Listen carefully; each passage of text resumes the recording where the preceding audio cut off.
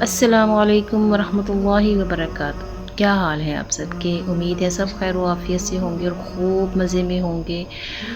आज हम बनाएंगे बीफ हांडी, बीफ की कढ़ाई या बीफ का सालन, कुछ भी आप कह सकते हैं, और ये झटपट तैयार होने वाला है। चलिए हम देखते हैं, साथ साथ हम बातें करेंगे। बिस्मिल्लाहिर्रहमानिर्रहीम। जी, सबसे पहले देखते हैं कि हमने 1 केजी जो है वो बीफ लिया है और उसमें इतना पानी डाला है कि ये डिप हो जाए।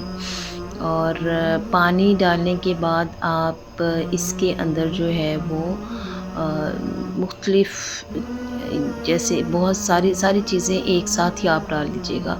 जैसे कि आपने नॉर्मल साइज़ के 2 अनियन लेने हैं और साथ आपने ग्रीन चिलीज़ डालनी हैं और इसके अंदर अदरक लहसुन का पेस्ट डाल देना है, हल्दी डाल दें, नमक डाल दें, सुरख मिर्च डाल दें और ज़ीरा धनिया का पाउडर डाल दें, ये दालचीनी का पाउडर डाल दें और 2-3 जो है काली मिर्चें डाल दें या लौंग डाल दें। इस तरह सारे साबित गरम मसाले भी आपने ऐड कर देने हैं।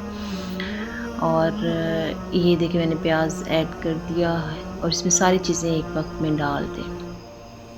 खाना जो होता है वो हमारी ज़िंदगी का बहुत अहम हिस्सा होता है। हमें खाने के लिए नहीं जीना चाहिए बल्कि जीने के लिए खाना चाहिए। लेकिन कहते हैं ना कि अगर आपने अपनी जगह बनानी है या अगर आपने दिल में जगह बनानी है तो अपने आप को खाने में बेहतर करें कि मैदे से होके ही दिल में जगह बनती है, सुना ही होगा आपने।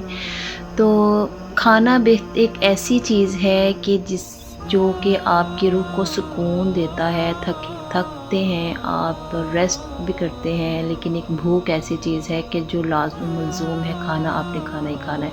और अगर वो खाना दिल से बना हुआ होगा और बेहतरीन तरीके से अच्छे चीज़ों से खालिस चीज़ों से बना हुआ होगा। खालिस तो ख़ैर आजकल हमारे यहाँ पे कुछ भी नहीं होता, लेकिन ख़ैर जितना हम कर सकते हैं साफ़ सुथरी चीज़ों से अगर चीज़ बनी हुई होगी और दिल से बनी हुई होगी, और खाना अगर दिल से बना हो तो उसका जायका ही कुछ और होता है। ये इसको आपने बंद करके प्रेशर कुकर में रख लेना है तकरीबन 15-20 मिनट। जब सीटी हो जाए, इसकी सीटी की आवाज़ आए तो आप इसको 15 मिनट के बाद निकाल के देख लें। अगर गल जाए तो फिर आपने इसका पानी जो है खुश्क करना है, इसको भूनते रहना है। इसके अंदर आपने गरम मसाला ऐड कर लेना है। आपने ऑयल इसके अंदर बाद में डालना है जब तक इसका पानी ड्राई ना हो जाए, ठीक है। और दरमियान में चाहे आप धनिया डाल दें, मैंने दरमियान में धनिया डाला था क्योंकि पकते हुए का धनिया का टेस्ट बहुत मज़े का आता है। ये देखिए आहिस्ता से ये भुन जाएगा, सारा काम इसकी भुनाई का होता है। जितना ये अच्छा भुनेगा उतना ज़्यादा इसका टेस्ट रहेगा। ये आप इस स्टेज पे जब पानी खुश्क हो गया था तो मैंने इसके अंदर जो था वो एक नॉर्मल जो कप था, हाफ़ कप ऑयल, वो मैंने ऐड कर लिया था और इसको मज़ीद अच्छी तरह भून लिया था।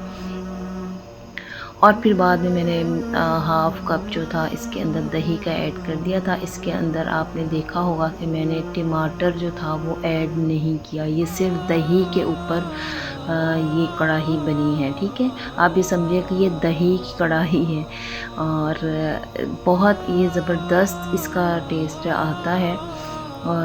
अगर फ़र्ज़ करें आपके पास टमाटर का और हिसाब होता है, उसका कलर भी और होता है, रेडिश में आएगा, लेकिन ये दही के साथ है, खट्टा भी नहीं है, दही नॉर्मल दही था और बहुत इसका डिफरेंट सा जायका और मज़े का जायका आएगा। इस तरह से इसको अच्छे से भून लीजिए। उसके बाद में एंड पे कसूरी मेथी डाल दें, धनिया डाल दें, गरम मसाला दोबारा से हल्का सा ऐड कर लें और इसको नान के साथ, रोटी के साथ, चपाती के साथ सर्व करें। चाहे तो आप चावल वगैरह के साथ भी आप इसको सर्व कर सकते हैं। मज़ेदार हांडी तैयार है। अस्सलाम वालेकुम रहमतुल्लाहि व बरकातहू।